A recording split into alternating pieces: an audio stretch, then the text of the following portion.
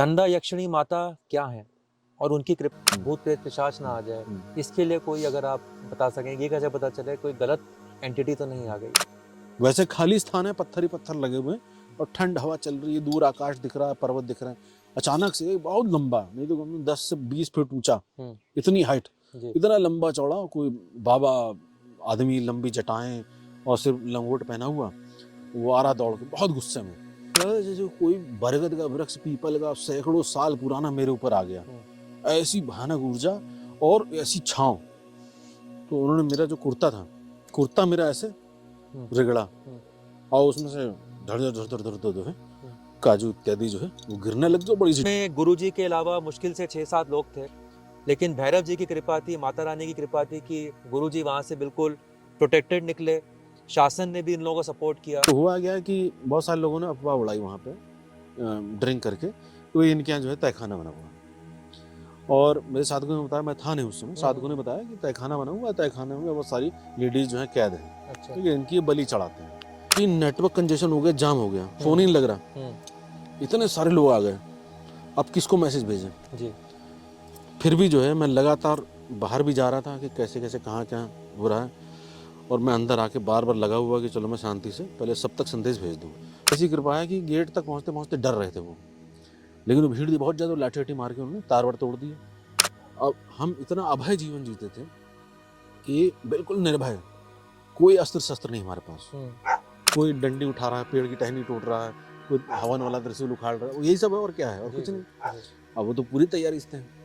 तो यहाँ तक कि बुढ़िया औरत थी, वो भी हंसिया उठाए हुए आ रही थी कि आज खत्म करना है बाबा ने, और वहीं आके उन्होंने तांडव मचा दिया। और जो हंगामा कर रहा था पहले तो वो फिसल के गिर गया, उसके सर पे चोट वोट लगी, वो फिसल के गिर गया। उसके बाद अब सोचिए एक गुरु की दृष्टि क्या है। गुरुजी, आज हम लोग बसंत पंचमी वाले दिन आपके यहाँ आश्रम में आए हुए हैं। चारों तरफ शांति है, बस एक पीछे झरने के चलने की आवाज़ है, दूर दूर तक कोई नहीं है। एंड कुछ ही सिर्फ शिष्य हैं जिनको आपने यहाँ आने के लिए प्रेरणा दी है, सौभाग्य दिया है। और जैसा आपने कहा, बहुत कम लोग आते हैं, और मैं देख सकता हूँ बहुत कम लोग आए हैं। हम लोग धनदा यक्षिणी माता की साधना सीखने के लिए आपके पास आए हैं। उनके बारे में कुछ प्रश्न पूछना चाहूँगा, जो मेरा ख्याल है अगर आप थोड़ा सा मार्गदर्शन दे तो अच्छा है। पहला प्रश्न यही होगा गुरुजी की धनदा यक्षिणी माता क्या है और उनकी कृपा कैसे प्राप्त होती है? कुछ वीडियोस हैं जिनको मेरी नज़र में फ्रॉड मानता हूँ। उन वीडियोस में ऐसा कहा जाता है कि आप अगर उनकी साधना करो, कुछ भी है, 11 दिन का बोलते हैं, 21 दिन का बोलते हैं, कुछ ने तो मंत्र भी दे रखे हैं जो सुन के समझ में आ जाता है कि स्पष्ट नहीं है, शुद्ध नहीं है।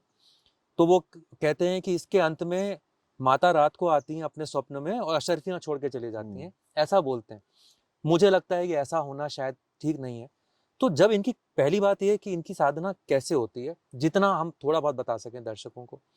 दूसरा, जब इनकी कृपा होती है तो कैसे होती है? कुछ ना कुछ तो होता होगा जिससे इनकी कृपा हो और हम बोले हाँ, कुछ फायदा हुआ। और तीसरा प्रश्न है गुरुजी, जो मेरे दिल के बड़ा करीब है, फिर भी और जरूर पूछूंगा कि गुरुजी, कई बार ऐसा होता है कि कोई ऐसी शक्ति है जिसको हम बहरूपिया ही कह लेंगे, जब भूत प्रेत पिशाच भी हो सकता है, जो देवी माँ का रूप लेके हमको बेवकूफ ना बना रहा हो, मूर्ख ना बना रहा हो। तो उस केस में थोड़ा तो गुरुजी का सानिध्य होगा, मगर एक आम साधक जो आपसे सीख रहा है और धीरे धीरे आगे बढ़े, वो ये कैसे समझे कि जो शक्ति सामने खड़ी है ये बहरूपिया है, एक्चुअली देवी माता आई है? इसके आगे आप पढ़े।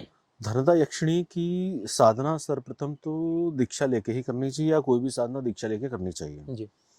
दूसरा ये है कि जो धनदा है, यक्षिणी है, तो वो यक्ष के क्षेत्र की है, और यक्षों का, यक्षिणियों का कुबेर से संबंध है सीधे सीधे, और उनके पास अनेक प्रकार की कलाएं, अनेक प्रकार के गुण इत्यादि अधिकार में है।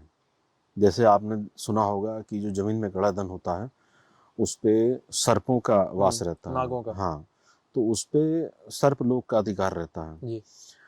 दूसरा, जब आप कोई भी व्यक्ति साधना करना चाहता है और उसके जीवन में अर्थ की कमी है, तो उसको धनदा यक्षिणी की साधना करनी चाहिए। वो इसलिए करनी चाहिए कि जब धनदा यक्षिणी को साधना करता है और प्रॉपर तरीके से करता है, तो उसके जो जहाँ पर धन का मार्ग खुलता है भीतर, ऐश्वर्य का मार्ग खुलता है भीतर।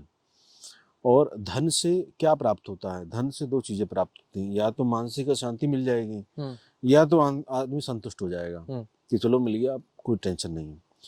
तो वो व्यक्ति के अपने मानसिक विकार के ऊपर है कि किस तरफ का उसकी यात्रा है। अब जब धनदायक्षिणी की साधना करते हैं तो धनदायक्षिणी करती क्या है कि वो जो उसका मंत्र होता है, जो चार्ज होता है, और जब गुरु देता है, सिर्फ मंत्र इंटरनेट से दे दिया वैसा नहीं, या किताब से पढ़ लिया वैसे नहीं। गुरु जब कोई दीक्षा देता है, जब मंत्र देता है, उसने उसको किया होता है और उसको पता होता है कि आपके भीतर धनदायक्षिणी का स्थान कहाँ पर है।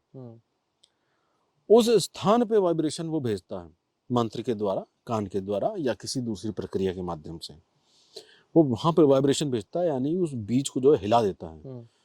तो वहां से जागृत होती है, और उस ऊर्जा को जब साधक अपने मंत्र के माध्यम से जागृत करेगा तो बीज वहां से फूटेगा। और जो धन के मार्ग में, क्योंकि लक्ष्मी का प्राप्त करने जाएंगे तो लक्ष्मी के लिए बहुत लंबी यात्रा है, वो इतनी जल्दी प्रसन्न नहीं होगी। यक्ष की जो यक्षिणी की जो एनर्जी है वो थोड़ी कम है। उसको आप आम आदमी इंसान जो भी सामान्य गृहस्थी वाला साधक है वो सब करता है। मेरे जितने शिष्य हैं वो सब गृहस्थी हैं, वो करते हैं। और इसके जपने से, उस ऊर्जा के माध्यम से, उसकी जो साउंड की वाइब्रेशन है वो उस प्रकार से जब करता है तो वो उसके साथ मैच होती है, तो वहां वो फूटती है, वहां वो धनदायक्षिणी जागृत होती है। जब वो वहां जागृत होती है और धन के आगमन में जो भी ब्लॉकेज होता है उस पैसेज को वो क्लियर कर देती है, बाधाओं को हटा देती है। वो क्लियर हो जाएगा। तो जब वो बिंदु आपका, जैसे आगे चक्र है, आपको चीजें नहीं अदृश्य रूप से दिख रही हैं, आगे चक्र जागृत हो गया, आपको दिखनी शुरू हो गई। ठीक है, तो पहले क्यों दिख रही थी? इसका मतलब कुछ ब्लॉकेज थी जो हट गई। उसी प्रकार से कई ब्लॉकेजेस हैं, तो वो जब ब्लॉकेज हटती है वहां पे धनदायक्षिणी जागृत हो जाती है। उसको साधक देख भी लेता है, पहले सूक्ष्म रूप में देखता है, फिर धीरे धीरे धीरे धीरे इतना ऊर्जावान हो जाता है कि वो ऊर्जा से ऊर्जा को देखता है। मैंने साक्षात्कार वाली एक वीडियो में बताया अपने कि लोग झूठ फैलाते हैं। साक्षात्कार क्या होता है? चमड़े से आप चमड़े को देखेंगे, पृथ्वी से पृथ्वी को देखेंगे, लेकिन जब आपको शक्ति का दर्शन करना हो तो आपको शक्ति स्वरूप ही होना पड़ेगा, तभी आप शक्ति का दर्शन कर पाओगे। तो शक्ति ही शक्ति को देखती है, यानी कि आपकी आंखों का जो ओज और तेज है, वो जो लहर है, वही दर्शन करती है। आंख बंद करके मानसिक रूप से वो सिर्फ आपके बनाए हुए चिंतन है, मनन है, ढेरों किताबें पढ़े हुए हैं, लोगों द्वारा बताया हुआ है, ऐसा झूठ है। वास्तविक दर्शन शक्ति से शक्ति का होता है। तो जब साधक करते करते करते करते इतना ऊर्जावान हो जाता है उस शक्ति के डायमेंशन में, तो वो शक्ति को सामने दर्शन करता है, वार्ता भी कर सकता है जी। ऐसे मुंह से जबानी नहीं जी। जैसे मैंने बताया रमण को देख के ही वार्ता हो गई, ऐसे ही शक्ति से वार्ता हो जाती है। तो उसको जब डिकोड करते हैं वाणी में तो अशुद्धि आती है। फिर उसी तरह के प्रपंच आते हैं कि मेरे को बिस्तर के नीचे असरफियां मिल गई, है ना, मेरे को उड़ेल दिया असरफियां। तो इस तरह के प्रपंच आते हैं ना समझों के द्वारा। तो इंटरनेट पे जो फैलाया गया है ये बिल्कुल झूठ है। कोई भी ऐसे आके असरफी नहीं देता है। जब ये आ जाता है शब्दों में अनुभव, तो ये कलात्मक हो जाता है, काव्यात्मक हो जाता है। और काव्य का अर्थ यही होता है कि आपको बहुत बड़ा चढ़ा के, बहुत डिजाइन करके, समझा के, पिक्चरों की तरह बताया गया। अब साउथ की पिक्चर में एक आदमी को ऐसे भी घुमा रहा, ऐसे भी घुमा रहा एक आदमी, कोई संभव है? तो वो कला के क्षेत्र, कला तरीके से उसको समझाता है कि व्यक्ति को पढ़ने में मजा आए, इसलिए पुस्तकों में इस तरीके से डाला जाता है। लेकिन रियलिटी में ऐसा नहीं होता है। धनदायक्षिणी की साधना उन सभी को करनी चाहिए जिनके जीवन में अर्थ की प्रॉब्लम रहती है, चाहे व्यापारी हो, चाहे जॉब में हो। मैंने अपने जीवन में धनदायक्षिणी के इतने ज्यादा सक्सेसफुल केसेस देखे हैं, मैं 99.99% कह रहा हूँ। और जो 0.01 छोड़ रहा हूँ वो छोड़ रहा हूँ जिनका मेरे से भाव नहीं बन पाया जी। जिनका श्रद्धा नहीं बन पाया जी। क्योंकि जब मैं ही दे रहा हूँ और मेरे को तुम गाली गलौज करोगे, मेरे को उल्टा पुल्टा बोलोगे, तो जो मेरे द्वारा चीज है वो अशुद्ध हो गई जी। तो असर नहीं होगा। इतने अनगिनत केसेस हैं। मैंने एक केसेस का बताया है कि एक लड़का था जो ना एजुकेशन उसकी, ना अनुभव उसका, ना पैसा उसके पास। उसने मुझसे कहा गुरुजी पैसा चाहिए, बैकग्राउंड में फैमिली उसका जो है बिजनेस का है, लेकिन उनसे नहीं लेना उसको। मैंने कहा ठीक है धनदायक्षिणी करो। उसने करना शुरू करा, और 16-17 साल का लड़का। मैंने कहा करो, अब उसकी श्रद्धा विश्वास मेरे बहुत अच्छा, तो उसने करना शुरू करा। एक बार कर लिया अनुष्ठान, 41 दिन का अनुष्ठान होता है, 1.25 लाख मंत्रों का जाप करना होता है, हवन, तर्पण, मार्जन, कवच, विनियोग इत्यादि सब रहता है। ये सब रेगुलर चलता है डेली। और हम जब दीक्षा देते हैं तो एक विधान होता है, जो अच्छे गुरु हैं अपने शिष्यों को विधान देते हैं, तो बिना उस विधान के नहीं शुरू करना चाहिए। और हमने कौलिक, कपालिक, अघोर, वैदिक सब जगह से सार निकाल के उसमें डाला हुआ है। जो जो इफेक्टिव चीजें हैं, जो जो इम्पोर्टेंट चीजें हैं और जो अभी इनिशिएट करने के लिए चाहिए साधक को, जो हमने 10-10 साल में रिगड़ रिगड़ के निकाली हैं। मतलब जब साधनाएं खत्म हो गई तब भी हमको पता चला अरे ये भी चीज थी, तो ऐसी चीजें भी उसमें डाली हैं।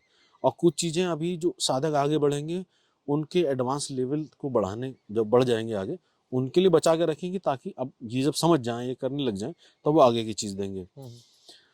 तो वो जब साधक 41 दिन की साधना करता है, फिर मुझसे कहता है कि गुरुजी नहीं हुआ कुछ, तो एक चेतावनी, वो होता है चुनौती होती है गुरु को, अरे ये कैसे हुआ, क्योंकि मैंने देखा है कि ये 41 दिन के एक ही बार में दे देती है, मैंने ऐसे तक देखा हुआ है। तो एक चुनौती सी लगी, मैंने ठीक है रुको मैं बात करता हूँ। तो मैंने धंधाक्षिणी से, जो उसके रूप के लिए जो उसके भीतर थी, मैंने उससे बात करी, मैंने कहा ये क्या है। तो उसने कहा कि इसके पाप इतने ज्यादा हैं कि ऐसे धुलेंगे नहीं पिछले जन्मों के। जी जी। मैंने लेकिन करना तो है, ऐसे तो नहीं भाग सकते। तो उसने फिर क्या बोला कि इसका जो है आप टोटल 5 अनुष्ठान करवाइए जी। ठीक है, तो एक हो गया, 4 और करने हैं। अब जिसके पास पैसा नहीं, जिसके पास अनुभव नहीं जी, और जिसको किसी से मिलना जुलना पसंद नहीं, वो क्या बिजनेस करेगा जी, कुछ नहीं करेगा। लेकिन जैसे ही उसकी चौथा जब अनुष्ठान उसका पूर्ण हुआ, वैसे ही उसके बाद उसका कोई एक बंदा आया, उन्होंने भैया मेरा पैसा है, बट टाइम नहीं है, मेहनत कर लोगे? हाँ। उसने डिस्पोजेबल का उसका बिजनेस चालू कर दिया, और ये भी लग गया मेहनत में। तो उसने मुझे बताया, मैंने कहा यार 5 अनुष्ठान पूरे करना, लेकिन ये 5 अनुष्ठान पूरे करें। लेकिन अब क्या हो गया कि वो मेरे पास ही दिखता रहता था जी जी। तो अब पैसा आ गया तो गुरु क्यों चाहिए, है ना। तो गुरु तो फोन पे कभी कभार हो गया, तो अब वो लग गया उसमें, मेहनत करने लगा जी। और जब मेहनत करने लगा 10-10 घंटे, 15-15 घंटे, 18-18 घंटे फैक्ट्री में, क्योंकि काम करवाना लेबर से बहुत बड़ी बात है। करेक्ट। तो आपको खुद लेबर बनना पड़ता है। माल खत्म हो गया, वहां से नहीं आया, वहां नहीं पहुंचा, गाड़ी नहीं आई, लेबर भाग गया, मशीन खराब हो गई, ऐसे बहुत सारी गए। तो उसमें लगा रहा वो महीने के 1 लाख रुपए कमाने लगा। फिर धीरे धीरे महीने के 2 लाख कमाने लगा। वो खुद ही इतना एक्साइटेड हो गया कि डीलर से जाके बात कर रहा है, रेट पे नेगोशिएट कर रहा है, हर चीज में उसने, क्यों गुजराती आदमी था, उसने पूरा सेट कर दिया। अब महीने के 3-3, 4-4 लाख कमाने लगा। अब उसने कहा गुरुजी ये तो सेट हो गया, अब मैं जो एक और डाल लेता हूँ। अब वो जो है वहाँ पे कुछ बांस की बिरयानी मिलती है, बांस में डाल के, तो उसका छोटा सा जो है स्टोर में डालना चाहता हूँ। अच्छा। वो डाल लिया। अब उसके बाद उसने, मैं स्टोर खोल देता हूँ, आइडिया उस समय बहुत चलता था, तो आइडिया का सर्विस सेंटर डाल देता हूँ। लेकिन अचानक से उसको ये आभास हुआ, अरे मैं तो गुरु से दूर हो गया। उसने उन्हें उसी दिन अपने सारे पार्टनर सबको बंद कर दिया, ना कुछ नहीं चाहिए, गुरु चाहिए। जिसके चक्कर में ये सब आ रहा है, मेरे से वही छूट जा रहा है। तो उसने फिर गुरु को पकड़ लिया। एक दूसरा उदाहरण है, मैंने 3 दिन का शिविर लगाया था धंधाक्षिणी का लखनऊ वाले आश्रम में जी। करीब 35-40 लोग थे। उसमें खीर बनती है भोग के लिए, वो खीर बन रही थी आश्रम में। अब सोचिए 35-40 लोग हो और 3 दिन में 1.25 लाख करना हो, कितनी भयानक ऊर्जा बन गई होगी वहां पे। और आश्रम जैसा स्थान, वीराना स्थान, पूरा प्रॉपर व्यवस्था, गुरु सानिध्य। तो वो जो खीर बन रही थी उसमें से जो वो 10 का सिक्का होता है, जिसमें बीच में गोल्डन होता है, वो सिक्के निकलने शुरू हो गए। अब वो मुझे कह रहे गुरुजी तो सिक्के निकल रहे हैं। अरे मैंने कहा चावल में आ गए होंगे यार, किसी ने दिया होगा, चावल डाल दिया होगा। पहले तो मैं वही ताड़ता हूँ ना, पहले मैं वैसे ही काटता हूँ। ठीक है तुम निकाले, सब निकाल लिए। हाँ अब देखो है नहीं, अब नहीं, चलो बनाओ। फिर वो घी भी डाला, उसमें और भी चीजें डाली, देखा फिर उसमें से सिक्के निकल रहे हैं। वहां पे एक साधक था, उसका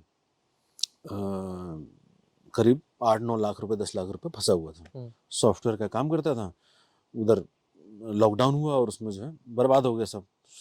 तो कंपनियों ने पैसे नहीं दिए, अब हो गया 2-3 साल हो गए, परेशान हो गया, नहीं मिल रहा नहीं मिल रहा।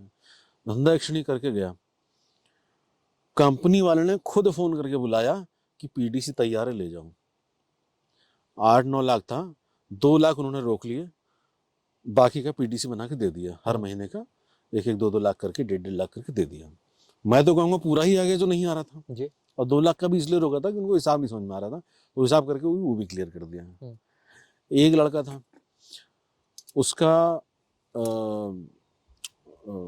क्या बोलते हैं, हाँ वो तो साधना कर रहा था, उसके रिलेटिव की कोई प्रॉब्लम थी, कोर्ट का कुछ प्रॉब्लम था लड़की से रिलेटेड, और इसका एक पैसा फंसा हुआ था जो भूल चुका था।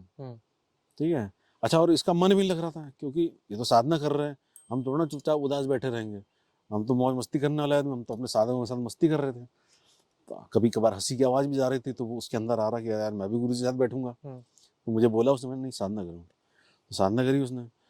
साधना के बीच में मैसेज आ गया उसका, उसने शाम को बोला मुझसे, गुरु जी वो मैसेज आया हुआ है कि वो जो मेरे ब्रदर की जो लड़की का केस था, वो खुद ही अपने आप कह रहे हैं कि हमें भैया हाथ जोड़ रहे हैं, हमें विड्रॉ करना, हमें कुछ नहीं चाहिए, कुछ लेना देना किए बिना जो है उसका वो केस खत्म हो गया।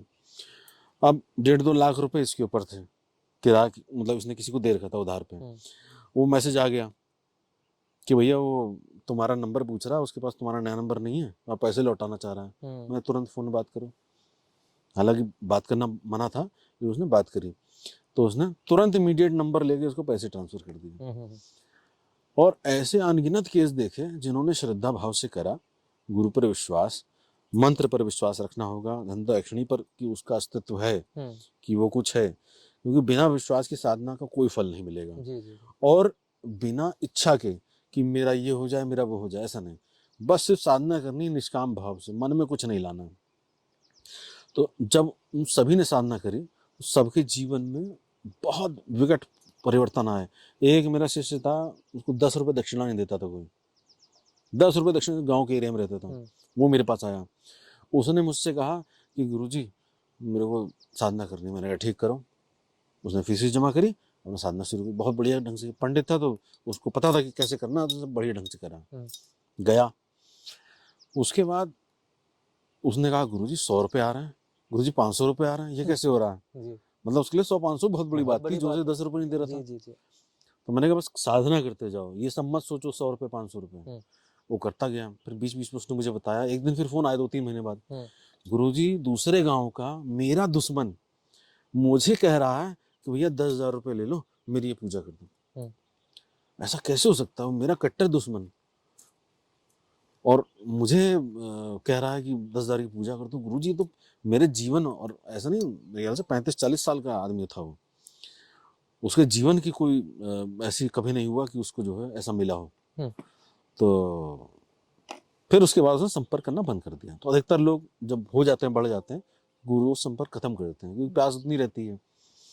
अब क्या हुआ कि एक यहाँ मृदुल आया, जो हमारा लखनऊ वाला आश्रम जो है संभालने जा रहा है। तो उसने उसका रेफरेंस दिया कि मैं उसके रेफरेंस से आया हूँ। तो मैं बहुत एकदम बारीक करके देखता हूँ कि कोई रेफरेंस लगा रहा है, भाई सीधे आता ना, रेफरेंस क्या मतलब होता है? तो चोर पकड़ में आता है ना ऐसी बारीक चीजों पे। तो मैंने उनको बहुत परीक्षा ली, अभी भी चल रही है।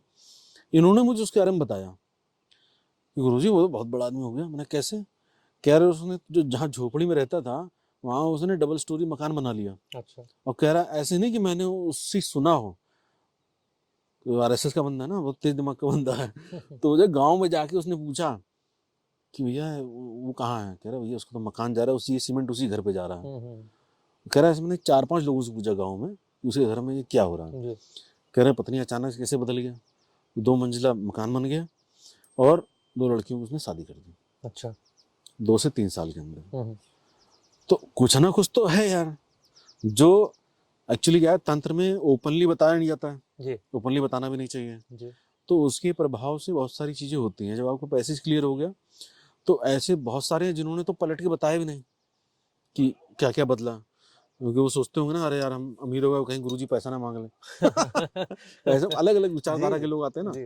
तो अब वो साधक भी अपने जीवन में बहुत अच्छा कर रहे हैं, और मैंने तो धंधा यक्षिणी का इतना अनुभव देखा है, अपने जीवन में देखा ही देखा था। जी लेकिन ये बिल्कुल असत्य बात है कि वो आपको कहीं असरफी ला के दे देगी, जी। कहीं आपको अ, कुछ ऐसा पड़ा हुआ धन दे देगी। आपको आएगा आसपास से ही, आपकी वो अपॉर्चुनिटीज खोल देती है, अपॉर्चुनिटीज खोल देगी, बहुत रास्ते खुल जबरदस्त जाएंगे। अपॉर्चुनिटीज। जी। और आपने अगर अपना विचार डाला उसमें कि नहीं नहीं यार, एक साबुन बेची क्या करूंगा, तो मैं अपने साधकों को ये भी बताता हूँ कई बार कि अगर साबुन बेचने के लिए कोई ऑफर कर रहा है ना, तो ये मत सोचना कि यार कोई ब्रांड नहीं, कुछ नहीं।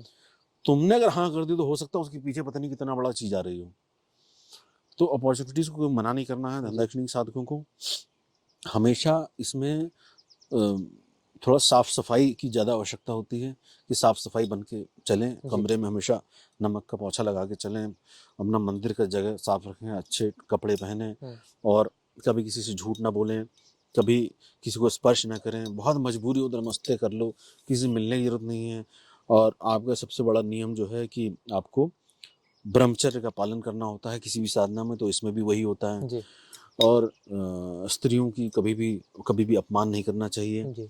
किसी भी साधना में, इसमें भी, क्योंकि कौन किस रूप में आ रहा है आपके, वो नहीं बता सकते हैं। तो हर स्त्री शक्ति का रूप हाँ है। हाँ।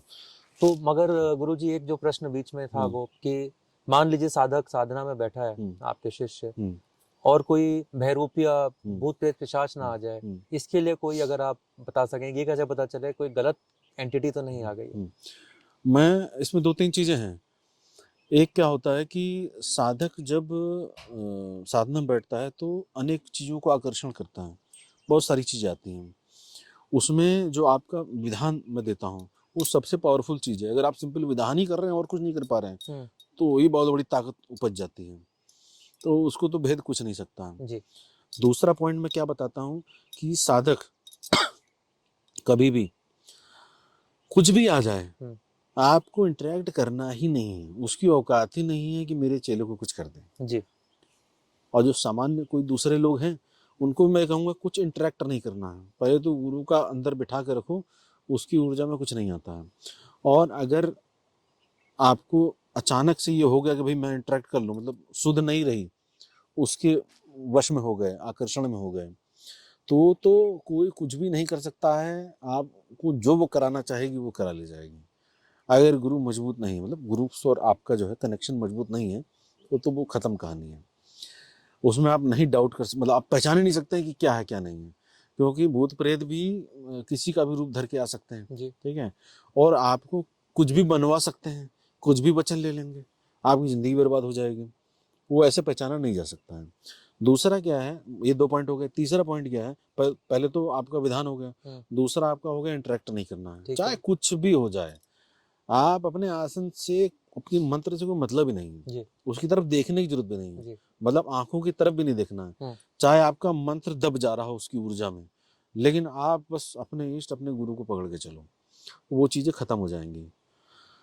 आपका जब ऐसा हो जाए कि भाई कोई सामने आ गया है और घबराहट सी हो जाए या कुछ हो जाए, ठीक है, तो सिर्फ उससे जो है इतनी बात कहनी है कि मेरा गुरु मेरे पीछे खड़ा है, पहले मेरे गुरु से बात कर लो, बस इतनी बात करनी है। और इतने में ही उसकी कहानी खत्म हो जाएगी, क्योंकि गुरु की शक्ति के आगे सभी शक्तियां डाउन हो जाती हैं। मैंने तो देखा बहुत सारी शक्तियां डाउन हो जाती हैं। तो अब कोई आ ही जाए मान लीजिए, और आपको ये करना ही है कि मुझे जो है ये जानना है कि सही है कि नहीं है, तो भैरव और काली के मिश्रित वो होते हैं मंत्र। तो जो भैरव काली के जो मिश्रित मंत्र होते हैं, उसके फटकार वाले जो मंत्र होते हैं जिसमें टंकार पड़ती है, चोट पड़ती है, वो वाले मंत्र से कुछ भी अपने पास, जैसे उड़द, काली उड़द की दाल हो गई, वो पढ़ के और उसमें दम मार के और ऐसे फेंक देना है। तो वो जो गलत होगा वो खत्म हो जाएगा, और रियल होगा तो एकदम चौंक के आ जाएगा बिल्कुल। फिर अगर चौंक के आया तो भी आपकी हालत खराब होनी है। क्यों? क्योंकि आपने छेड़ दिया। जी। आप कभी कभार क्या होता है, जैसे दो तरीके से आते हैं शक्तियां, एक आएंगी शांत रूप में, एक आएंगी उछलते कूदते हुए, ठीक है। जब शांत आए तब तो कोई दिक्कत ही नहीं है। आपको क्या दिक्कत है, आपने चुप प्रणाम कर लिया, आशीर्वाद लीजिए। जब आप एग्रेसिव हो, उग्र साधना में हो, तो आप उसका परिणाम भी नहीं लोगे। आप कहोगे, आपका मूड ऐसा होगा, अबे कौन कौन ऐसा मेरी पूजा में कौन आ गया, आपको क्या पता कौन आया, सही भी गलत भी कुछ भी हो सकता है। तो उग्र साधनाओं में पहले तो जाना नहीं है बिना गुरु आदेश के, और चले गए तो उग्र साधनाओं में जो दीक्षा वाले होते हैं साधक, उनको पता होता है कि इस मोमेंट पे करना क्या होता है, वो जानकारी गुरु ही देता है। तो मैंने तो छोटी चीज बताई आधी अधूरी, तो इस तरीके से कर सकते हैं। नहीं जिनके पास है तो जो गुरु मंत्र जिसके पास हो वो अपना गुरु मंत्र पढ़ के चाहे पानी फेंक दे, ठीक है, उससे भी हो जाता है। और इसमें हाँ, इसमें जैसे अगर कोई शक्ति शांत आई तो ऐसा हुआ, और अगर कोई उग्र रूप में आई है, ठीक है, तो उग्र रूप में आपको शांत रहना पड़ेगा। अब लेकिन कई सारी ऐसी शक्तियां हैं जो उग्र रूप में रहती हैं, उसको शांत वाला पसंद ही नहीं है, उसको तो मारने के लिए आएंगी कि साला शांत हो, खत्म कर दो इसको, तो वहां भी हो जाएंगे, आपका मेंटल डिस्टर्बेंस जाएगा। तो ये इतनी बारीक चीजें कैसे समझोगे कि ये उग्र है तो मुझे उग्र होना है कि शांत होना है, गुरु के सामने, ठीक है। तो ये ज्ञान धीरे धीरे बहता है जी। और ये शब्दों में नहीं बहेगा, ये आत्मज्ञान है ना, तो गुरु के भीतर से आपके अंदर आएगा, तब उस मोमेंट पे वो ऑटोमेटिकली होता है। अब जैसे कई बार होता है कि शक्ति शांत है, आपने बवाल मचा दी, अब उग्र हो गए, आप भी उग्र हो गए। अब आप इतने तो उग्र नहीं शक्ति से ऊपर हो जाओ, अब वो इतनी उग्र हो गए संभल ही नहीं सकते। फिर साधक का भी ईगो होता है, साधक का अपने गुरु पर भी ईगो होता है, अहंकार होता है, और कैसे डाउन हो। तो इसके लिए जो प्रॉपर जो तंत्र होता है उसमें तो बहुत शार्प आदमी चाहिए होता है। अब क्या मोमेंट है कि भैया मुझे लड्डू पेड़े लेके भैया, अरे तुम ही सब कुछ, अरे मैं तो कुछ भी नहीं प्रभु, तुम तो सब कुछ, अरे तुमने सब संहार कर दिया, मैं क्या, मैं तो तुम्हारा बाल, पलट जाए तुरंत। और शक्ति का भाव आधारित चलती है, जैसी आपका भाव वैसे प्रसाद। इस पॉइंट पर ये दर्शकों को बताना ज़रूरी है कि गुरुजी का एक आश्रम पहले भी था, और वहाँ पे आसपास के गांव में कुछ कम्युनिटीज़ ने इस तरह की अफवाह फैलाई कि यहाँ पे पता नहीं क्या हो रहा है। गुरुजी ने उन लोगों को भी बोला कि आके कंफर्म कर लो, पुलिस डिपार्टमेंट के भी लोग आए, उन्होंने भी कंफर्म किया कि ऐसा यहाँ कोई नेगेटिव एक्टिविटी नहीं है। मगर फिर भी एक समय आया जब ऑलमोस्ट 1500-2000 लोगों ने आश्रम के ऊपर आक्रमण किया। आश्रम में गुरुजी के अलावा मुश्किल से 6-7 लोग थे, लेकिन भैरव जी की कृपा थी, माता रानी की कृपा थी कि गुरुजी वहाँ से बिल्कुल प्रोटेक्टेड निकले। शासन ने भी इन लोगों को सपोर्ट किया।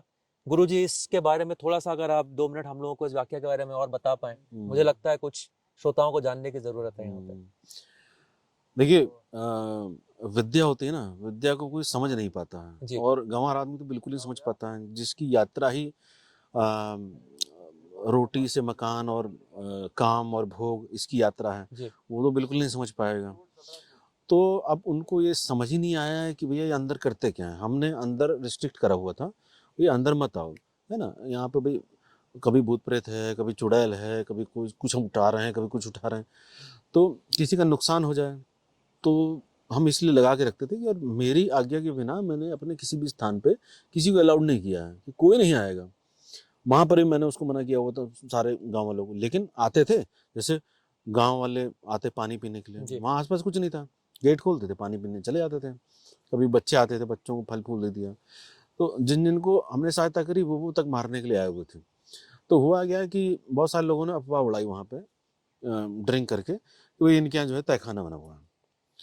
और मेरे साधकों ने बताया, मैं था नहीं उस समय, साधकों ने बताया कि तहखाना बना हुआ है, तहखाने में बहुत सारी लेडीज जो है कैद हैं, अच्छा। ठीक है, इनकी बलि चढ़ाते हैं और इनके ऑर्गन्स बेचते हैं, अच्छा। ठीक है, मतलब इस फालतू की बातें। तो मेरे साधु, मैंने कहा ठीक है, सीधे थाने जाओ और वहाँ बोल के आओ, लेटर लेगा। हमने जो है, जो उप मुख्यमंत्री हैं ब्रजेश पाठक जी, वहाँ तक भी लेटर पहुँचाया हुआ है, ठीक है, घटना से 1 दिन पहले, 1 अक्टूबर की घटना है, हमने वहाँ पहुँचाया हुआ है। फिर यहाँ थाने में भी दिया, थाने से दरोगा भी आए बार बार जी, वो पूरा चेक करके गए, कहीं कोई तहखाना नहीं। 2-4 कमरे बने, मंदिर, गुफा जिसमें साधक बैठ के साधना करते हैं बस जी। और पूरा चेक कर लिया उसने, एक नहीं कई बार आया। तो अब अफवाह गाँव वालों को तो क्या है, दिमाग तो होता नहीं है, वो तो फिर किसी ने बोल दिया। अब किसी ने बोल दिया कि गाँव में जेसीबी लगी हुई है, लाशें निकल रही हैं। अब वहाँ जो है बार बार आश्रम बाहर कोई आए और झाँक के जाए। हमने कहा ये क्या हुआ, कह रहे कुछ नहीं, चले गए। अब ये सबने अपने मन में बनाते चले गए। हमारे यहाँ काम करने वाला व्यक्ति, उसकी पत्नी ने बोला कि आश्रम मत जाना, वहां पे लाशें निकल रही हैं। वो हमारे यहाँ काम करने वाला डेली, वो अपना खेत छोड़ के दौड़ते हुए आया कि देखो जेसीबी लगी लगी। उसने कुछ नहीं जेसीबी है, उसने बीबी को डांटा उसने, लेकिन वो तो फैली चली गई। तो ऐसे कई सारी चीजें उन्होंने फैला दी जी। तो अब क्या हुआ कि एक रात को, 1 अक्टूबर की रात को एक व्यक्ति आया, उसने जो है दारू पी रखी थी। हमारा आरती का टाइम था, उनका दारू का टाइम था। निशाचरों के बीच में ही तो एकदम रहता है ना जी। भैरवनाथ। तो वो आ गया महाराज।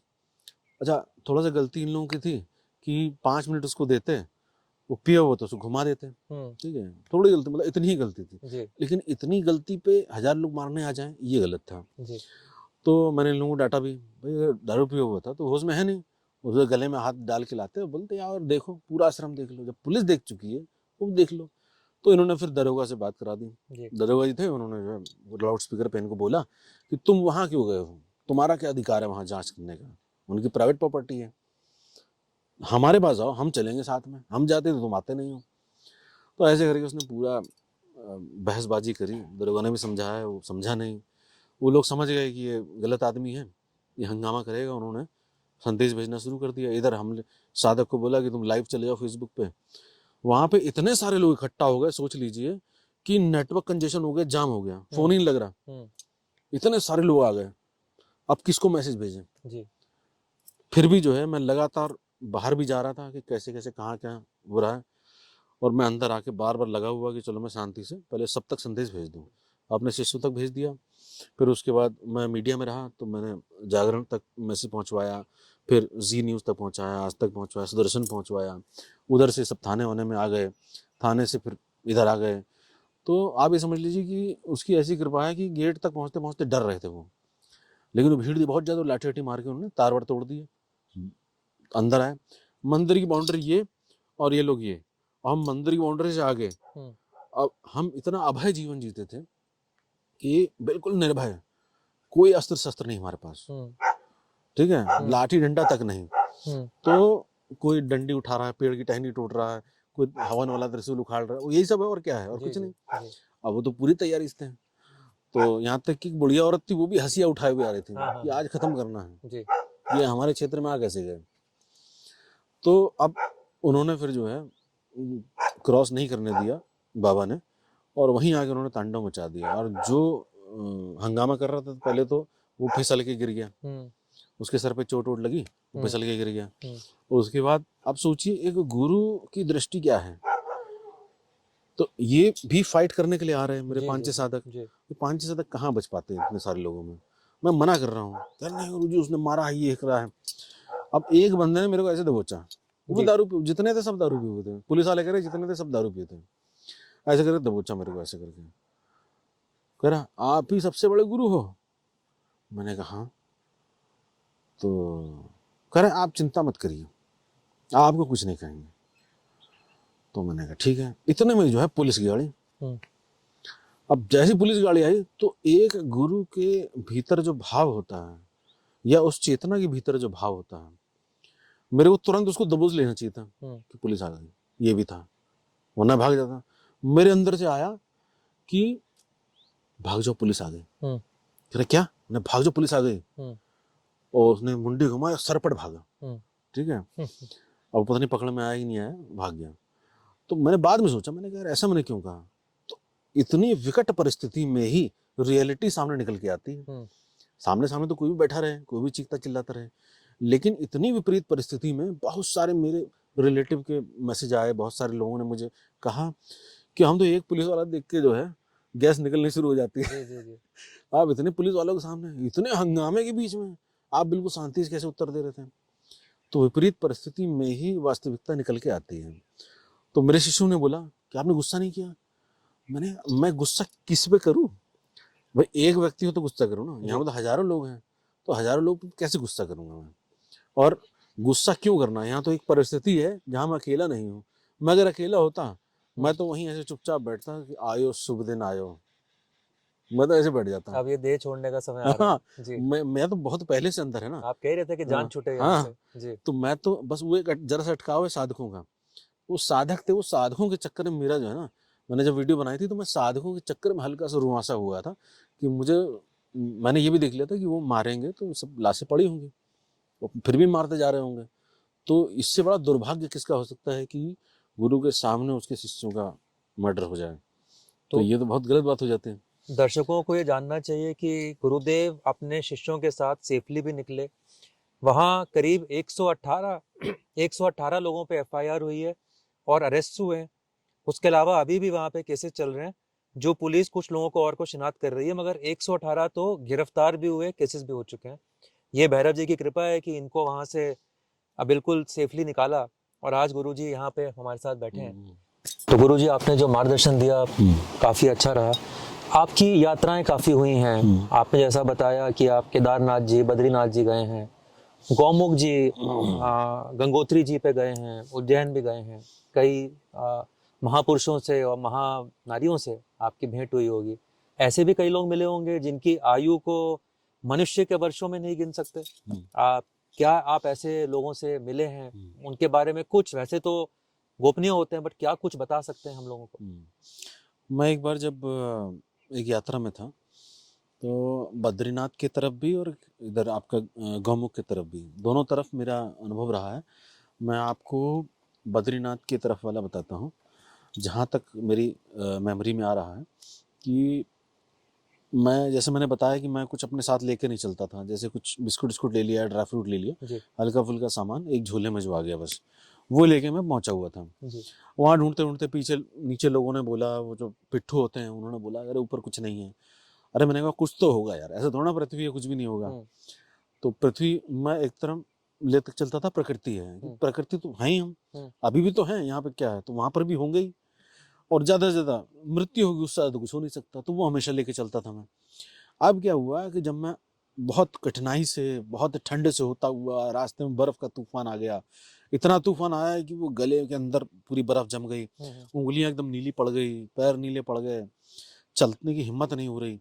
करते करते करते करते जब मैं पहुंचा ऊपर तक तो सब जब खत्म हो गया एकदम, और ये लग रहा था कि आगे कुछ भी नहीं है, तो एक बार यह कहीं बॉर्डर वॉर्डर तो नहीं निकल गया मैं, तो कुछ भाव ही नहीं था कि अब चलो, यहाँ एक जगह छोटी सी कंदरा सी थी, तो मैंने उसमें हल्का सा गड्ढा और करके एक कंबल था उसमें आगे थोड़ा सा लगा के पत्थर उत्थर से बंद करके मैंने अपना वहाँ स्थान बना लिया कि मैं अब जो है यही करूँगा ध्यान की साधना या जो भी साधना मेरे को करनी थी। अब वहाँ पे जब मैं था तो बाहर भी आया तो इतने में जो है एक बहुत लंबा चौड़ा, वैसे खाली स्थान है, पत्थर ही पत्थर लगे हुए हैं और ठंड हवा चल रही है, दूर आकाश दिख रहा है, पर्वत दिख रहे हैं।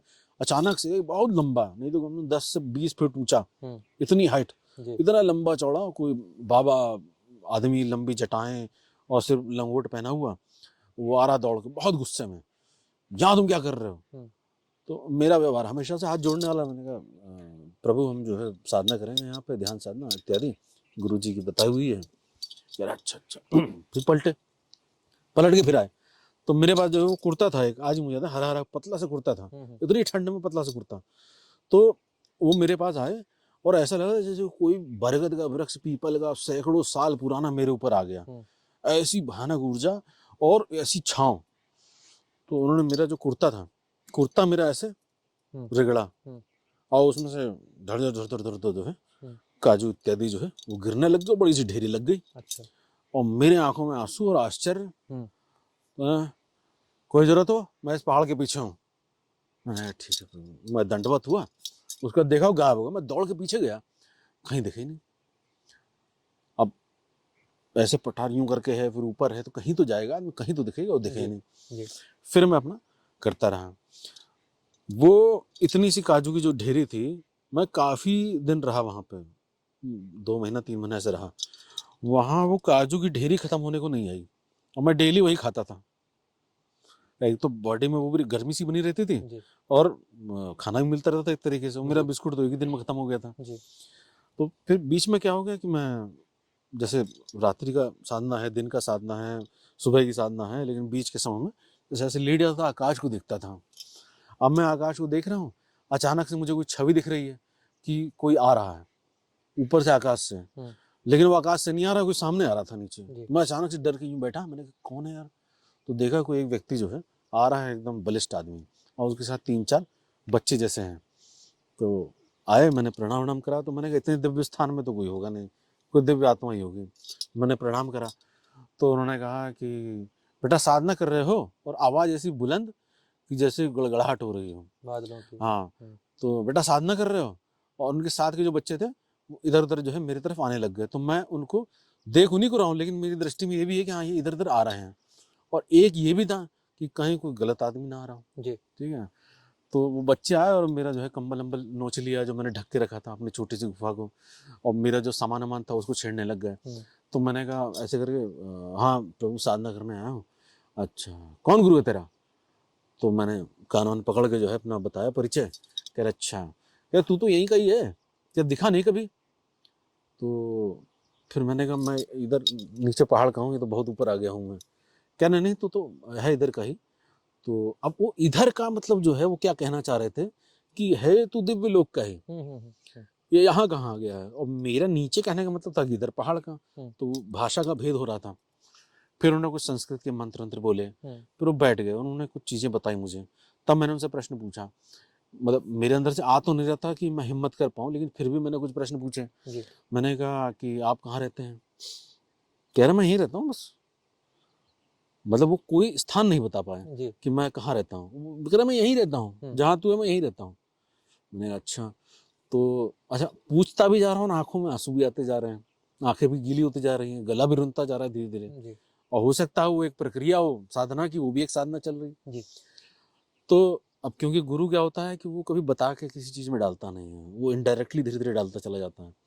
तो उसका मैंने उनसे पूछा कि आप कहाँ से आए हैं और आपका क्या शुभ नाम है?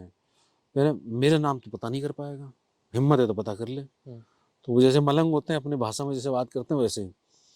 तो मैंने कहा कि आप कब से हैं यहाँ पे? तो कहने लगे कि पहले मतलब उंगली में काउंट करने लगे। कह रहे उंगली में तो नहीं आएगा, लेकिन ये तो समझ ले कि करीब नहीं तो 500 साल तो लगभग हो गए होंगे। तो मैंने कहा 500 साल कैसे जीवित रहे? तो एक बूटी सी थी, तो ऐसे कर निकाली उन्होंने यूं करके, करे बूटी देख रहा है? तो बूटी क्या थी, एक वो उसका कैप होता है जैसे ताबीज बनता है ना चांदी का, वो कैप जैसा था, उसके अंदर कुछ बूटी थी। ऐसे करके निकाला, करे बूटी देख रहा है? ये रख लेगा तो ना खाने की जरूरत है ना पीने की जरूरत है, और कहीं भी कुछ भी चाहिए होगा मिल जाएगा। और रुक जाती है इससे आयु। और वापस डाल लिया। तो मैं हैरान हो गया। अच्छा ऐसी चीज की जिक्र जो है हमारे गुरु जी थे उन्होंने मुझे बताया हुआ था कि ऐसा कुछ होता है कि आदमी जो है जैसे एक कदम चला तो कई कदम भाग जाता है, इतनी तेज गति हो जाती है। भूख प्यास कई दिन नहीं लगती है, ऐसा उन्होंने थोड़ा थोड़ा टूटी हुई भाषा में बताया था। इन्होंने साक्षात दिखाया मुझे। तो बाल बाल भी उनके जो है जैसे आधे सफेद आधे काले ऐसे थे, और चेहरे पर रौनक तो बहुत ज्यादा थी, जैसे हीमोग्लोबिन किसी का बहुत हाई हो, लाल एकदम। तब उन्होंने मतलब अपना स्थान छोड़ा, और उसके बाद कहने लगे कि ऐसा है कि तेरे को कभी भी चाहिए हो, कुछ भी चाहिए हो, बस तू मेरा नाम ले देना। मैंने कहा नाम क्या लूं? कह रहा अभी तो बताया। तो जैसे ही उन्होंने ये कहा ना कि अभी तो बताया, क्योंकि मुझे तो पता उन्होंने कुछ नहीं बताया, जैसे उन्होंने कहा अभी तो बताया, वैसे ही अंदर उनका नाम आ गया। अच्छा फिर आया? मैंने हाँ आ गया। तो बस वो नाम जो है ऐसे, और इसी से मिलता जुलता एक और है। मेरे को हमारे एक सुलेमानी गुरु थे, उन्होंने जो है एक चीज दी थी, शक्ति कराई थी, साधना कराई थी। तो वो छोटी सी साधना थी, क्योंकि मेरा हमेशा व्यवहार मौन का और साधना की प्रति जो है रुझान का, मुझे गुरु से कुछ मिल जाए वो नहीं था। हमेशा बस साधना मेरे को मिलती रहे, मैं साधना करता रहूँ, ये वाला था। तो यही गुण देखता भी है गुरु, ये सही साधक है। तो उन्होंने एक चीज कराई थी, तो उसमें क्या था कि उन्होंने मुझे एक नाम बताया था। तो कहा था कि इसकी साधना है। जब इसकी साधना मैं कर रहा था, मैं नाम इसलिए ले रहा हूँ, कारण उसका ये है कि जब भी मैं ऐसा कुछ नाम ले लेता हूँ तो वो सट्ट से आ जाते हैं, रोंगटे रोंगटे खड़े होते हैं, सर वैसा हो जाता है। तो जब मैंने वो साधना करी, और बहुत छोटी साधना थी क्योंकि गुरु से मिली थी, वैसी थी साधना सामान्य वाली कि कम दिन के लिए करनी है। तो मैंने फिर जब वो करी तो उसके बाद वो सामने आए और अपनी कुछ उनकी क्रिया थी वो करी। उसके बाद कहा कि बताइए, मतलब मेरे गुरु की तरफ कहा कि बताइए इसको। उन्होंने कहा ये वही है जिसकी कर रहे थे। तो उसने मुझे कहा कि तुम कभी भी मुझे बुलाओगे, बस मेरा नाम लेके आगे ये लगा देना, मैं आ जाऊंगा। तो मैं जब आज तक तो खैर कभी ऐसी परिस्थिति मिली नहीं कि मुझे ईस्ट को छोड़ के किसी को याद करना पड़ा हो या गुरु को छोड़ के किसी याद करना पड़ा हो, लेकिन मैंने ऐसे ही प्रैक्टिकल तौर पे किसी दूसरे की विपरीत परिस्थिति में उनको याद किया था। तो मैंने जैसे ही बोला कि XYZ, ये तुरंत अपना जो उनका एक्शन था वो एक्शन करते हुए आ गए, तुरंत सामने आ गए। कह रहा बुलाता नहीं है, ये काम है। इमीडिएटली वो काम हुआ, और ऐसा काम था कि वो हो ही नहीं सकता था जी। हमारे गुरु ने बोला था कि ये बोल तो रहा है कभी बुलाओ, चक्कर में मत पड़ जाना, बस तुम इन्हीं के चक्कर में पड़े रहोगे, बार बार बुलाओगे। स्वयं को बलवान बनाना है, दूसरे पे डिपेंड नहीं होना है। तो मैंने एक बार करा था, तो मैं कभी किसी को बुलाता नहीं। तो वहां पर भी एक ऐसी स्थिति बनी थी कि जब अंदर जो बच्चे चले गए ना उधर मेरे गुफा में, वो उनके साथ वापस नहीं गए, क्योंकि वापस जाते हुए दिखे नहीं मुझे 3-4 बच्चे। अब मैं जब भी साधना करूं तब पीड़ा हो जाए। घुटने दर्द वैसे नहीं होते थे, बहुत प्रैक्टिस थी बैठने की। कमर दर्द, पीठ दर्द, बहुत दर्द होता था। अब जब मैं इनकी परेशानियों से, मैं समझ तो गया था कि ये सारी पीड़ा ही कर रहे हैं, इनकी परेशानियों से जब मैं उठा बाहर, तब मैंने उन्हीं को याद कर लिया जो उन्होंने अपना नाम बताया था। मैंने यार उन्हीं की पीड़ा है, वो अपने साथ ले जाएं। और मैंने जैसे ही उनका नाम लिया, वो जो उनकी जो हाइट थी, वो जो एज थी, वो उससे भी कम एज में चले आ रहे हैं। चेहरे की हाव भाव और छवि जो है वो बिल्कुल वही, और मुस्कुराते हुए। मैंने आप तो और युवा हो गए, प्रणाम करा मैं, तो आप और युवा हो गए। कहने वो सब छोड़ो, उनको भेज दो, वो साले नालायक हैं। तो उनको फिर ले गए। तो उनके पाले हुए कुछ आत्माएं थी जो उनके साथ रहती थी, जो वो बच्चों वाली आत्मा होती हैं, वो वाली, जैसे कच्चा कलुआ होता है, उस तरह की चीजें। तो वो अपने साथ ही रखते थे वो, तो उनकी वो सेवा में रहते थे। तो खैर उन्होंने जब मुझसे बोला कि मेरे को जो है कभी भी याद करोगे, तो मैंने उनको फिर उस स्थिति में याद किया था। मैंने उनको कभी याद नहीं किया, लेकिन हाँ नाम लेके नहीं याद किया, लेकिन हाँ कभी भी जब भाव होता है उनका, तो भाव जब होता है तो भाव में संवाद हो जाता है उनसे कि क्या वो कहना चाह रहे हैं और मैं क्या समझना चाह रहा हूँ। तो उसमें कहीं पर भी, वैसे तो अभी कोई बहुत ज़्यादा आवश्यकता नहीं है, क्योंकि मैंने बीच में जब बोला था कि एक जो बैरिकेडिंग होती है किसी भी चीज में, इस आध्यात्मिक क्षेत्र में, तंत्र में, शक्ति में, किसी चीज को प्राप्त करने में मन की बैरिकेडिंग होती है। मन जब तक साधक का जीवित है तब तक पहली बात तो वो साधक ना कहलाए, ना शिष्य कहलाए। उसको सबसे पहले अपने मन पे काम करना चाहिए, क्योंकि मन की ही बैरिकेडिंग है जिसको वो प्राप्त नहीं करने दे रहा है, जिसके लिए वो योग्य है। तो हमने शिविर लगाए थे शुरुआत में मन की मृत्यु वाले, अभी बीच बीच में लगाते हैं। तो वो मन पहले डिसॉल्व होना जरूरी है। जब तक मन डिसॉल्व नहीं होगा तब तक आपको रियलिटी सामने नहीं आएगी। जैसे मैंने बताया, कोई साधना कर रहे हैं, आप चाहे ना चाहें आपके भीतर वो चीजें आएंगी ही आएंगी जो आपकी इच्छाएं दबी हुई हैं। जी। और जितना शांत होंगे उतना ज्यादा और प्रबल होके आएंगी। तो वो जब आती है तो आप उसको लेके जाते हैं, आप रियलिटी में उससे तादात्म्य नहीं कर पाते हैं। उससे जब आप तादात्म्य करना चाहेंगे तो आपका मन नहीं होना चाहिए। चाहे मैं ईश्वर की बात करूं, चाहे किसी शक्ति की बात करूं, तो चाहे किसी शक्ति के मार्ग पर भी और चाहे शून्य के मार्ग पर भी, दोनों ही मार्ग में मन अवरोध है। और जिसका मन रहेगा उसको वो प्राप्त नहीं हो सकता है जिसके लिए वो चला है, चाहे वो साधक ईश्वर के लिए चला हो, चाहे वो शक्ति के लिए चला हो। और सबसे बड़ी चमत्कार की बात यह है कि मन अभी ड्रॉप हो सकता है आज ही, ठीक है। क्योंकि आपको अगर डिसाइड हो गया कि मुझे भाई वो चाहिए ना, वो चाहिए कि मन चाहिए, आप डिटरमाइंड हो गए कि मेरे को बस वही चाहिए ना, जब 100% वो हो गया तो ये फिर ये क्यों बचेगा? इसका मतलब 100% वो चाह नहीं है। जिस दिन उसकी 100% चाह हो जाएगी, ये अपने आप चला जाएगा। तो दो नावों में पैर रख के कभी किसी भी साधक को नहीं चलना चाहिए। हमेशा एक ही रास्ते को पकड़ के चलें जो आपके गुरु द्वारा दिखाया जा रहा हो। मैं आज गुरु जी के सानिध्य में, गुरु जी के आश्रम आया हुआ हूँ। प्रभु भक्ति चैनल के दर्शकों को मैं बताना चाहूँगा मेरा पर्सनल एक्सपीरियंस कि यहाँ पे कुछ ही शिष्य आए हैं, कुछ ही साधक हैं जो रास्ता ढूंढते हुए आए हैं, मगर भारतवर्ष के अलग अलग कोनों से आए हैं। एक गुरु भाई हैं जो मॉरिशस से आए हैं, एक अमेरिका से आ रहे हैं, एक अभी रास्ते में मिले ऑस्ट्रेलिया से आए हैं। मैं किसी का नाम नहीं लूँगा, वो गोपनीय रहेंगे। मगर अलग अलग कोनों से, ना सिर्फ भारतवर्ष के, विश्व के अलग अलग कोनों से कुछ गुरु भाई आज यहाँ पे आए हुए हैं जिनके सानिध्य में गुरुजी हम लोगों को थोड़ा बहुत साधना सिखाएंगे।